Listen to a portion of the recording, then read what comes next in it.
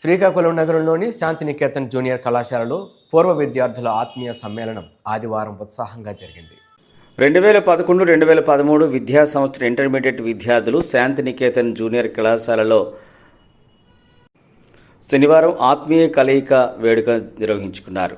ఈ కార్యక్రమంలో శాంతినికేతన్ విద్యా సంస్థల కరస్పాండెంట్ డైరెక్టర్ అయిన Surangi Mohan Rao, president Surangi Nirmaladevi, director Konnu Nagarjuna Pratap, principal Appalaraju సమక్షంలో శాంతినికేతన్ జూనియర్ కళాశాలల ప్రాంగణంలో నిర్వహించారు. విద్యార్థులు సుమారు 40 మంది పాల్గొని వారి అనుభవాలను అందరికీ తెలియజేశారు. ఈ కార్యక్రమంలో ఆనాడు వారికి క్లాసులు బోధించిన అధ్యాపకులకు పేరున కృతజ్ఞతలు తెలిపి వారిని విద్యార్థులు ఘనంగా సత్కరించారు.